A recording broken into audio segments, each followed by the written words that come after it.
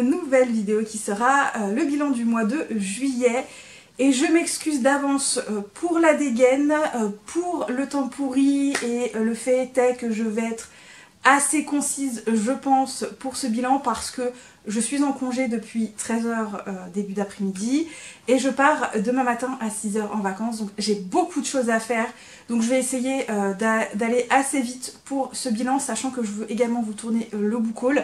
Donc voilà, je vais être plus concise que d'habitude, en tout cas essayer d'être un petit peu plus concise pour ce bilan et du coup pour le book haul qui arrive derrière. Bref, on y va tout de suite, comme vous dit, assez pressé.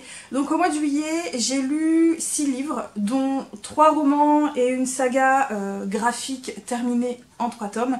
Et le mois de juillet, dans son ensemble, est assez mitigé. Voilà, c'est assez mitigé parce que autant le graphique, la série de graphiques, j'ai beaucoup aimé, autant en termes de lecture roman, c'est très mitigé. Voilà, c'est très mitigé.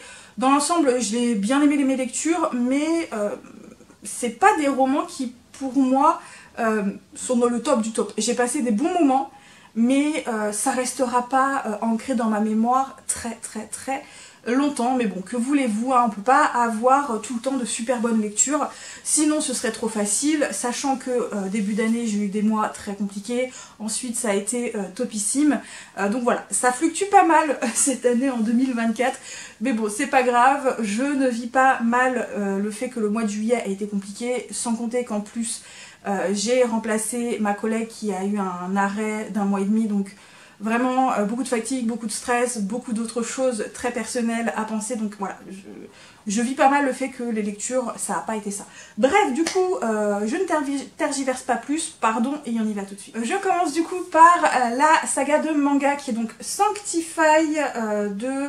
Xingpeng, Ghost Station et Fox aux éditions Taifu, donc dans leur collection Boys Love. Ici on est dans un thriller fantastique Boys Love et honnêtement j'ai vraiment beaucoup aimé ce manga, notamment les 2e et 3e tomes, puisque le premier c'est plus une intro, mais alors la suite pour moi voilà, j'ai adoré. Donc ici on va suivre ce jeune homme qui est un exorciste. Lui il voit les créatures fantastiques, les espèces de démons, les fantômes, etc. Il voit ça et donc son boulot évidemment c'est d'exorciser les maisons, d'exorciser les gens, de sauver un petit peu les gens. Il y a plein d'autres personnes qui sont comme lui. Les exorcistes ne sont pas des exorcistes par hasard. En général, il y a toute une histoire derrière et je trouvais que le pourquoi du comment les gens sont exorcistes, je trouvais vraiment que c'était plutôt une bonne explication. C'était assez original dans le manga. Donc on va suivre ce jeune homme qui va être envoyé dans une maison où toute la famille a été massacrée de façon assez rituelle. Et donc lui va partir mener son enquête et il va être aidé de cette personne qui est un jeune flic. Je m'arrête là pour le résumé, vous n'avez pas besoin de savoir plus. En termes de narration, en termes d'intrigue fantastique, je trouve pas que ce soit le manga le plus original du monde. L'intrigue, il y a des choses que j'avais vu venir d'assez loin, même s'il y a un côté un petit peu horrifique. Mais malgré tout, je trouve que graphiquement, il est très bien fait, il est très beau. Je trouve même que le dessin en lui-même sert bien le manga, sert bien l'intrigue et sert bien l'ambiance assez sombre, assez dépressive du manga. J'ai adoré les personnages, j'ai adoré la relation qui est complexe entre donc les deux personnages dont j'ai déjà oublié les prénoms, parce que en fait plus on avance dans ce manga, plus on se rend compte que leur relation elle est bien plus profonde et bien plus complexe qu'il n'y paraît. C'était vraiment trop bien, j'ai adoré.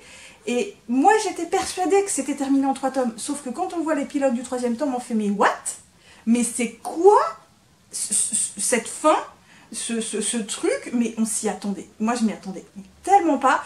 Et d'ailleurs d'après ce que j'ai cru comprendre, les auteurs ou les autrices, je ne sais pas si c'est des hommes ou des femmes, ont prévu soit une suite, soit un spin-off ou quelque chose comme ça. Mais honnêtement, j'ai adoré. Par contre, je tiens tout de suite à vous mettre, enfin à vous prévenir en tout cas, il n'est absolument pas à mettre entre toutes les mains. Ici, on parle quand même d'agression physique, d'agression sexuelle, on parle de violence, on parle de meurtre, on parle de thèmes qui sont extrêmement difficiles par moments. Donc je le conseille pas à tout le monde, mais si vous aimez les thrillers un petit peu sombres, glauques, sanglants, fantastiques, avec des rituels un petit peu particuliers, où les personnages ont des relations assez complexes, franchement, ce manga est fait pour vous. Je continue par le premier tome d'une saga qui est terminée en 5 ou 6 tomes, qui sont donc des liens indestructibles. Le premier tome, Frisson de Jocelyn Drake et Rinda Elliott aux éditions Bookmark, et c'est de la romance homosexuelle. Bref, ici on suit un certain Lucas, ou Vincent, je ne sais plus, Valois, qui est un businessman. Le mec, c'est un requin dans son domaine, qui n'a pas une véritable vie sociale. Le mec, il n'a pas vraiment de vie sociale, ça ne l'intéresse pas, il n'a pas non plus réellement de vie amoureuse. Lui, sa vie, il la contrôle du matin au soir et même la nuit. C'est un mec qui aime complètement le contrôle. Et les seules personnes qu'il accepte réellement autour de lui, c'est ses 3 meilleurs amis. Ils se connaissent depuis très longtemps, ils ont vécu des choses difficiles ensemble, ils se sont soutenus mutuellement. Et c'est donc vraiment les seuls qu'il accepte autour de lui, qu'il apprécie, il est prêt à se battre pour eux. Mais c'est vraiment les seuls.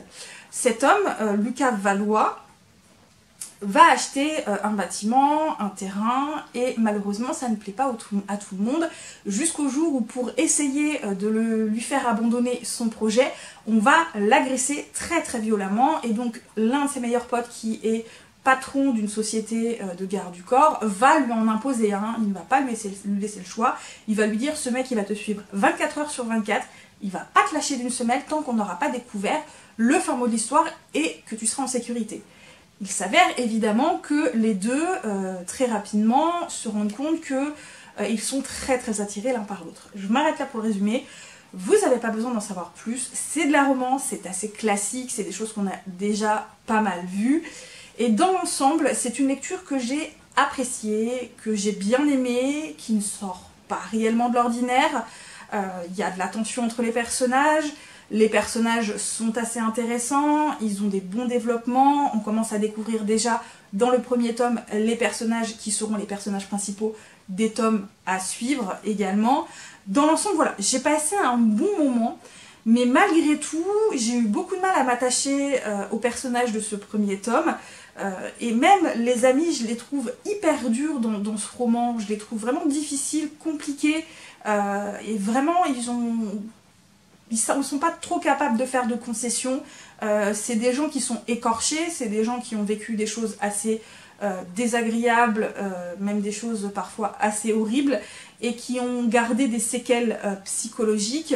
Mais du coup, ça se ressent beaucoup dans le comportement des personnages, et du coup, je trouve également que ce sont des personnages qui ont du mal à évoluer, ce sont des personnages qui ont du mal à aller de l'avant, et j'ai du coup, j'arrête pas de me répéter avec les du coup, je suis désolée, la relation qui va y avoir lieu du coup entre Lucas et Sergueï, je crois que le garde du corps c'est Sergueï, va me paraître un peu lourde, elle va manquer de crédibilité selon moi, en tout cas au départ. Je trouve que ça va trop vite et en même temps trop lentement, je sais pas comment trop vous l'expliquer, et j'ai trouvé ça assez peu crédible. Malgré tout, dans l'ensemble, j'ai passé un bon moment.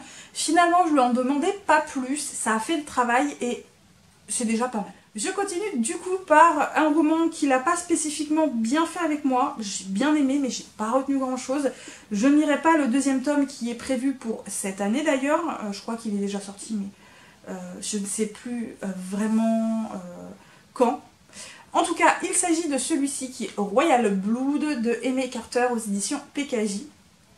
Donc ici on est dans un hypothétique Angleterre avec une hypothétique, je vais y arriver, famille royale qui n'a absolument rien à voir avec celle que nous connaissons, le roi Charles, ses enfants, les tensions qu'il y a entre eux, rien à voir. Ici on a une famille royale complètement différente, mais on est plus dans un Angleterre contemporain, donc dans notre Angleterre à nous, que vraiment quelque chose de différent. Mais l'autrice a préféré quand même changer un petit peu la famille royale, ce que je comprends parfaitement. Donc ici on va suivre une jeune fille qui s'appelle Évangeline, qui est la fille illégitime du roi d'Angleterre, qui fait connerie sur connerie et qui un jour va devoir retourner vivre avec son père, sauf que La famille n'est pas forcément très au courant que Evangeline existe.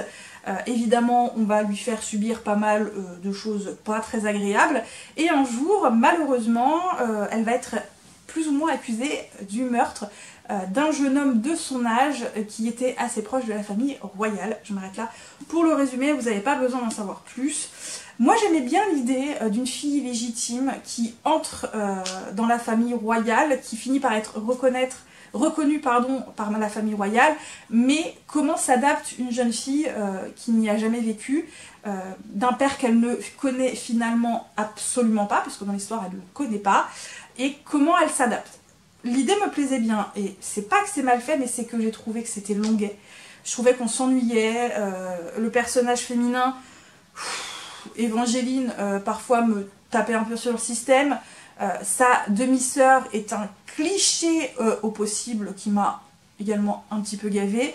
Et à côté, il y a l'espèce d'enquête qui est mise en place pour essayer de trouver le comment du pourquoi, que j'ai pas trouvé non plus particulièrement impressionnante.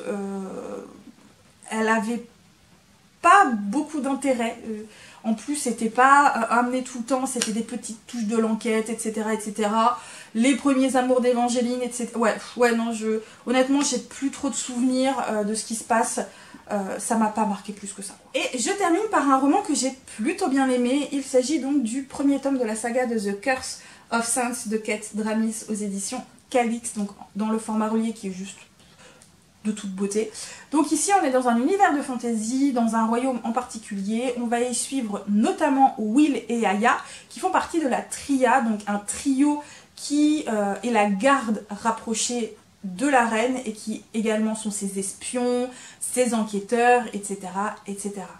Autant Aya s'entend très bien avec une certaine Tova qui a la magie du feu, autant elle ne s'entend pas du tout avec son rival de toujours qui est Will. Donc Will, elle a la magie de faire du mal aux gens par la pensée, et Aya, elle est capable d'influencer les émotions des gens en leur incitant plutôt un choix qu'un autre. Voilà, on est dans un univers de fantasy avec beaucoup de magie, et donc voilà, la Tria est forcément un groupe de personnes qui ont des fortes capacités magiques. Donc vous imaginez qu'Aya et Will ont des très fortes capacités. Et donc voilà, leur boulot c'est un petit peu d'espionner, de protéger, d'enquêter, de servir de garde rapprochée, enfin bref, ils sont un petit peu polyvalents. Ils vont très rapidement découvrir qu'il y a pas mal de tensions entre plein de pays avec le leur, et qu'il commence à y avoir des trucs un petit peu intrigants qui se passent, et que des choses assez dangereuses sont en train de se réveiller, et donc Will et Aya vont essayer de mener l'enquête et vont très rapidement comprendre que c'est encore pire que ce qu'ils s'imaginaient, et qu'Aya, en plus de ça, est liée à tout ce truc qui se passe grâce à une prophétie. Je m'arrête là pour le résumer, vous n'avez pas besoin d'en savoir plus.